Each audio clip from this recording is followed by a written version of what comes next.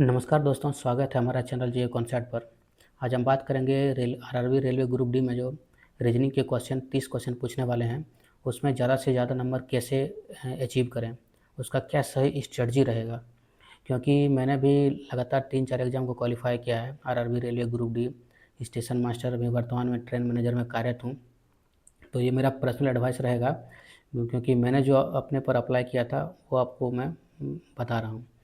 तो इसमें सबसे पहले तो इसमें सिलेबस की जानकारी होनी चाहिए। सिलेबस मैंने देखिए ये लगा दिया है। ये सिलेबस आप जब एक बार कंप्लीट कर लिए हैं, उसके बाद आप क्या करेंगे, और इसमें मोस्ट इम्पोर्टेंट टॉपिक क्या है जो उसकी बार-बार रिपीट क्वेश्चन ज़्यादा होते हैं। और एक ध्यान ये रखना है, इसमें एक ध्यान ये रखना है कि एवरेज स्टूडेंट जो है वो मान लिए 20-22 क्वेश्चन तो रीजनिंग में बना ही लेते हैं। तो उनसे आपको आगे निकलना है। अगर वो 22 बना रहे हैं तो आप कम से कम 25, 26, 27 के आसपास अगर अचीव नहीं कर पाएँगे, तो फिर आपको मेरिट में रिज़ल्ट नहीं होगा। टॉपिक हो गया कोडिंग डिकोडिंग। कोडिंग डिकोडिंग से रेलवे का एक फ़ेवरेट टॉपिक है। इससे बार-बार क्वेश्चन और बहुत रिपीटली क्वेश्चन पूछता है। तो इसके लिए आप क्या करेंगे, कोडिंग डिकोडिंग के लिए कोडिंग डिकोडिंग के लिए इसमें 3 आपको 2 से 3 नियम अपनाना है। पहले क्या करना है, तो सबसे पहले वो जो अंक का जो भी लेटर है उसका आपको अंक पता होना चाहिए। जैसे 1 का 1 नंबर, जेड 26 नंबर में आता है। दूसरा क्या करना है, इसका ऑपोजिट, जस्ट इसका ऑपोजिट जो है, जैसे ए का उल्टा जेड, मतलब जस्ट इसका ऑपोजिट आपको याद रख लेना है। तीसरा क्या है, इसमें वोवेल जो होता है, वोवेल का जो ए, ई, आई, ओ, यू, उसका अंक स्थान आपको याद रखना है।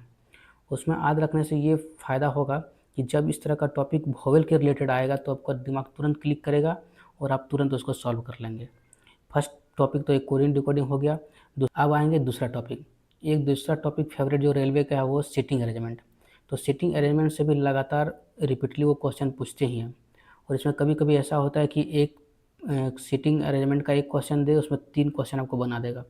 तो अगर आप लोग स्पीड उसको बनाएँगे तो फिर ज़्यादा मार्क गेन करने का उसमें पॉसिबिलिटी रहती है। अब आएँगे तीसरा टॉपिक डायरेक्शन।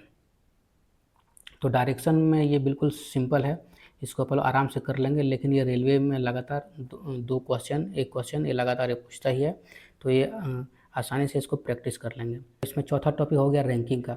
तो रैंकिंग का कभी-कभी इसमें बच्चे को प्रॉब्लम होता है, तो इसमें क्या करेंगे कि एक उत्कर्ष क्लासेस बाय अक्षय सर लिखेंगे रैंकिंग क्लासेस। वो मात्र 7-8 क्वेश्चन 10 क्वेश्चन में वो पूरा वो रैंकिंग वो कंप्लीट कर दिए हैं। तो वो क्वेश्चन से उसको सॉल्व किए। ज़्यादा उसमें दिमाग लगाने का ज़रूरत नहीं है, वो जो 10 क्वेश्चन पढ़ाए हैं उसी को आप कंप्लीट कर लीजिए, रैंकिंग आपको वहाँ से कंप्लीट हो जाएगा। क्योंकि मैंने भी उसको यूज़ किया था एनटीपीसी में भी, और वो आपका जाके स्टेशन मास्टर जीडीसी में भी इसको मैंने यूज़ किया था। पाँचवाँ टॉपिक है पज़ल। पज़ल को भी अच्छे से तैयार कर लें, क्योंकि अभी जिस तरह का ट्रेंड आ रहा है, क्योंकि उसको तो बच्चे को स्क्रूटनी करना है, तो जितना वो लेवल को थोड़ा टफ जितना वो करेंगे, वो जितना उतना जल्दी वो स्क्रूटनी कर पाएँगे, कम नंबर उतना आएगा। और हाल का ट्रेंड में देखें तो पज़ल रेलवे का एक तरह से फ़ेवरेट क्वेश्चन हो गया है, तो पज़ल भी लगातार वो पूछेंगे। तो छठा टॉपिक है स्टेटमेंट एंड कंक्लूजन।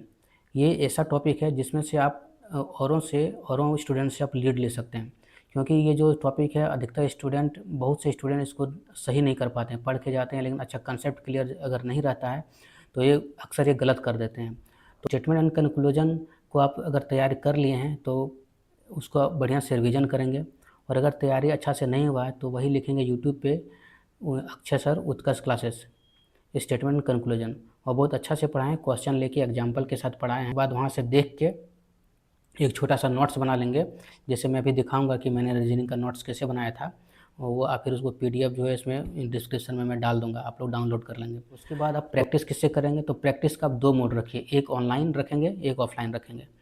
ऑनलाइन में जो कोडिंग डिकोडिंग जो छोटा-छोटा चैप्टर है उसको ऑनलाइन से आपका कंप्लीट हो जाएगा। बिल्कुल जो नोट्स बना है उसको रिवीजन करके आराम से उसको कर ले जाएँगे। टेक्स्ट बुक में ऑनलाइन सेटअप मारेंगे तो उसमें हो जाएगा। उसके बाद रही बात ऑफ़लाइन का, तो ऑफ़लाइन आप किससे करेंगे, तो ऑफ़लाइन के लिए एक बुक आता है रेलवे का प्रीवियस ईयर पेपर, ये देख लेंगे। ये शायद आप लोग को हाँ उल्टा दिख रहा होगा, ये एक पेपर है रीजनिंग का, ये है बुक, ये किरण किरण पब्लिकेशन का आता है, प्रीवियस ईयर पेपर का है।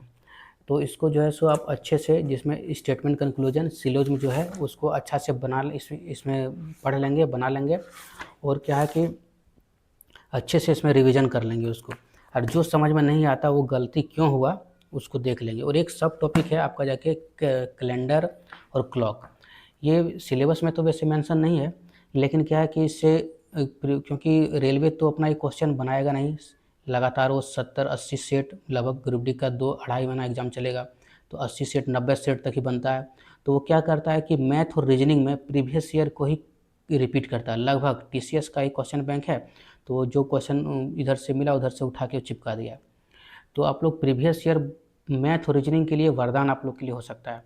तो मैथ और रीजनिंग के लिए प्रीवियस ईयर एग्जाम में जाने से पहले एक बार जरूर कंप्लीट करेंगे।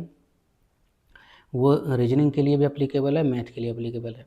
तो रीजनिंग में एक तो ऑनलाइन टेक्स्ट बुक से कर लेंगे, ऑफलाइन आप किरण से कर लेंगे। उसके बाद 17 नवंबर को एग्ज़ाम है, अच्छे से एग्ज़ाम दीजिए। Best of luck. अगर अच्छा वीडियो लगे तो सब्सक्राइब कर लेंगे चैनल को।